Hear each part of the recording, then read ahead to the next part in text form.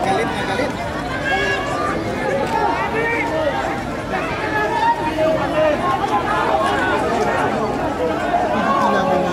Tsaka yung pulis sa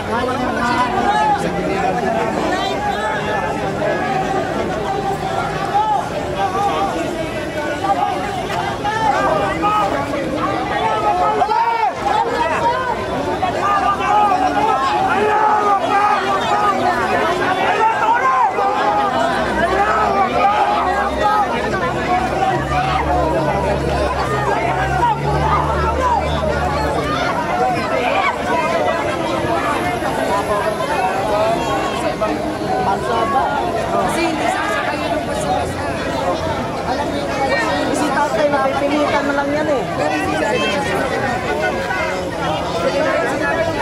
Sakay na.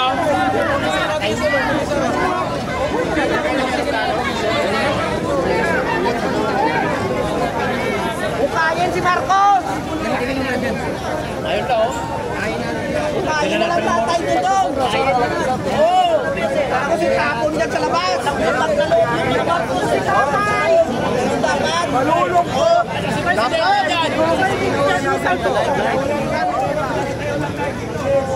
Inambuya nila. Private jet to.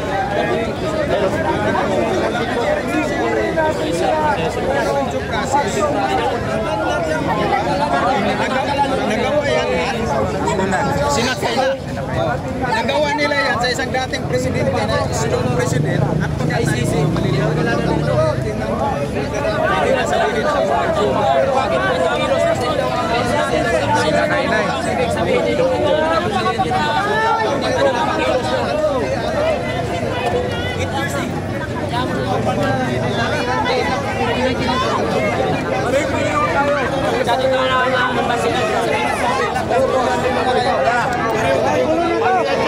pag nagkagera at yung puso na mga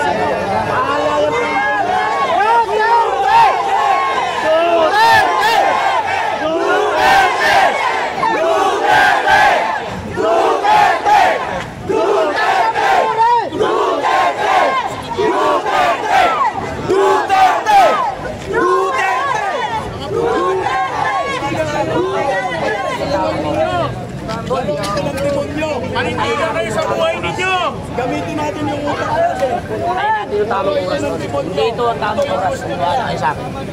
Hindi ito ang tamang oras. Tayo natin tama. Hindi, yan mo yun.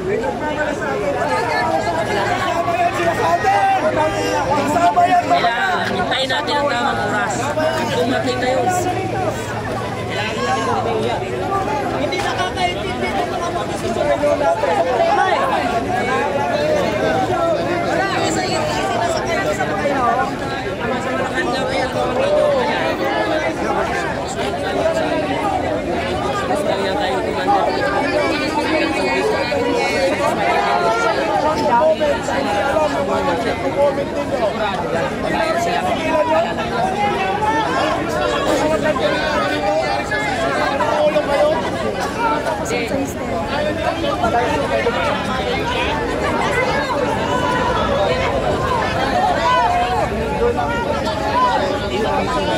Sana manindigan kayo. Bali wala yung uniforme ninyo. Hindi nyo kung nagagdan yung kapwa Pilipino ninyo.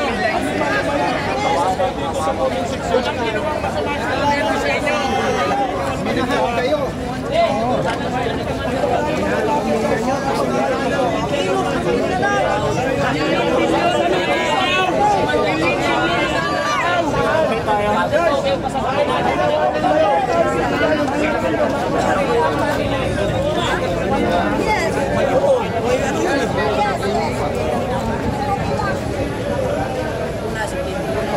Pangalawa si Anino.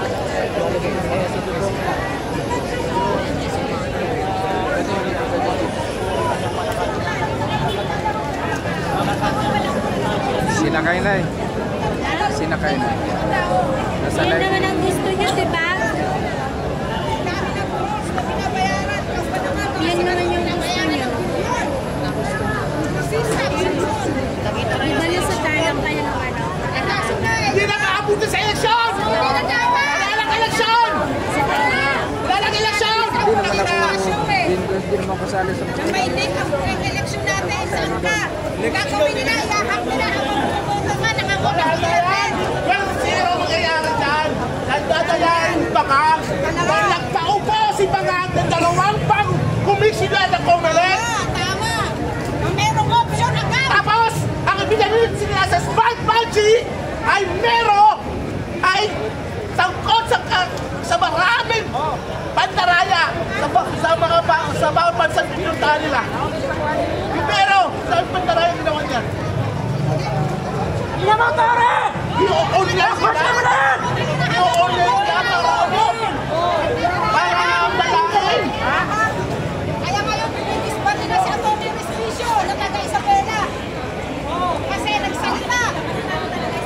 Ito lang ang klase ng gobyerno na magsasalita tayo at alam tayo ang lisensya bilang aplikado, makukulong ka. Walang martial